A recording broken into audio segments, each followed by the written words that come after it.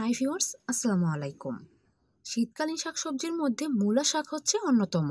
Viewers, এই শীতের সময় আপনারা অনেকেই বারান্দায়, ছাদের টবে কিংবা সিমেন্টের বস্তায় মূলা শাক চাষ করতে চান। তাই আজকের ভিডিওতে আমি আপনাদেরকে দেখাবো সঠিক নিয়মে টবে কিভাবে মূলা শাক চাষ করতে হয়। কোনো রকম পরিচর্যা ছাড়াই আপনারা টবের মধ্যে মূলা শাক চাষ করতে পারেন। তাই অবশ্যই ভিডিওটি না টেনে প্রথম থেকে শেষ পর্যন্ত দেখবেন। তবে চলুন ভিউয়ার্স, মূল ভিডিওটি শুরু করি। ভিউয়ার্স, প্রথমেই মূলা শাক চাষ করার জন্য আমি টবের মধ্যে কিছু মাটি ভরে নিয়েছি। আপনারা টবের মধ্যে যে কোনো শাকই চাষ করুন না কেন, অবশ্যই খেয়াল রাখবেন টবের মাটিটা যেন ঝুরঝুরে থাকে। আর অবশ্যই টবটি এমন জায়গায় বসাবেন যেখানে রৌদ্র আলো বাতাস খুব ভালোভাবে পায়। এতে করে মূলা শাকের বৃদ্ধি এবং ফলন খুব ভালো হয়। দেখুন ভিউয়ার্স, এখানে আমি কিছু মূলা শাকের বীজ নিয়ে নিয়েছি। এখন আমি মূলা শাকের বীজ ছিটিয়ে বপন করে দিচ্ছি। আপনারা চাইলে সারিবদ্ধভাবেও বীজ বপন করতে পারেন, তবে টব কিংবা সিমেন্টের বস্তায় ছিটিয়ে বপন করাই উত্তম। বীজগুলো ছিটিয়ে দেওয়ার পর আমি হালকা করে মাটি দিয়ে বীজগুলো ঢেকে দিচ্ছি। ভিউয়ার্স, অবশ্যই বীজ বপন করার পর মাটি দিয়ে ঢেকে দিবেন। এতে করে খুব সহজেই মূলা শাকের বীজ থেকে শাকের অঙ্কুরোদ্গম ঘটবে। তো আমি এইভাবেই রেখে দিব কিছুদিন, আর কিছুদিনের মধ্যেই বীজগুলো থেকে চারা উঠতে শুরু করবে। এর মধ্যে নিয়মিত মাটি শুকিয়ে গেলে অল্প করে পানি দিয়ে দিতে হবে। তবে খেয়াল রাখবেন বেশি পানি দেওয়া যাবে না, তাই অবশ্যই পানি দেওয়ার ক্ষেত্রে লক্ষ্য রাখবেন। ভিউয়ার্স, আমি ফিরে আসছি কিছুদিন পর, যখন এই বীজগুলো থেকে চারার অঙ্কুরোদ্গম ঘটবে। ভিউয়ার্স, ফিরে এলাম কিছুদিন পর, আর এর মধ্যে দেখুন সবগুলো বীজ থেকে কিন্তু চারা উঠে গেছে।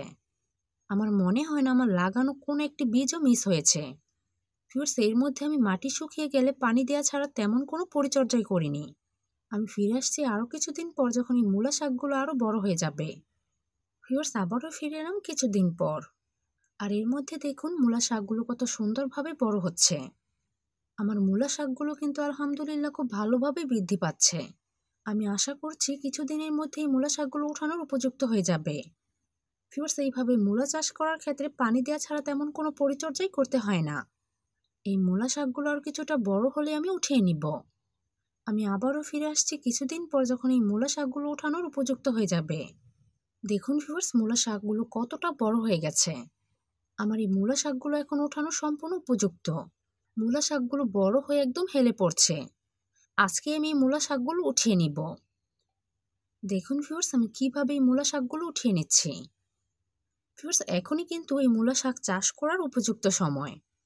এই জানুয়ারিতেই কিন্তু মূলা শাক চাষ করলে আপনারা ভালো একটা ফলন পাবেন। তাই আপনারা যারা ভাবছেন মূলা শাক চাষ করবেন, তারা অবশ্যই মূলা শাক চাষ করতে শুরু করুন। কোনো রকম পরিচর্যা এবং ঝামেলা ছাড়াই কিন্তু মূলা শাক চাষ করা যায়। তাই আপনারা কিন্তু আপনাদের বারান্দা কিংবা ছাদের টবে সিমেন্টের বস্তা কিংবা প্লাস্টিকের বোতলে ঠিক এইভাবে মূলা শাক চাষ করতে পারেন। আমি এতে আশা করি আপনারা মূলা শাকের ভালো একটা ফলন পাবেন। ভিউয়ার্স, আপনারাও চাইলে ঠিক এইভাবে টবের মধ্যে মূলা শাক চাষ করে টাটকা সতেজ মূলা শাক উঠিয়ে খেতে পারেন। দেখুন, আমি সবগুলো মূলা শাকই কিন্তু উঠিয়ে নিলাম। তো ভিউয়ার্স, আমি আশা করি আজকের এই ভিডিওটি আপনাদের খুবই উপকারে আসবে। আপনারাও দেরি না করে তাড়াতাড়ি মূলা শাক চাষ করুন। ভিউয়ার্স, আমার এই ভিডিওটি আপনাদের ভালো লাগলে অবশ্যই লাইক, কমেন্ট, শেয়ার করবেন। এরকম কৃষিভিত্তিক ভিডিও পেতে অবশ্যই আমাদের সাথে থাকবেন। এই ভিডিওটি আপনাদের কেমন লেগেছে অবশ্যই কমেন্ট বক্সে কমেন্ট করে জানাবেন। এরকম কৃষিভিত্তিক ভিডিও পেতে অবশ্যই আমাদের সাথেই থাকবেন। সবাই ভালো থাকবেন, সুস্থ থাকবেন, এই কামনা করে আজকের মতো বিদায় নিচ্ছি। আসসালামু আলাইকুম।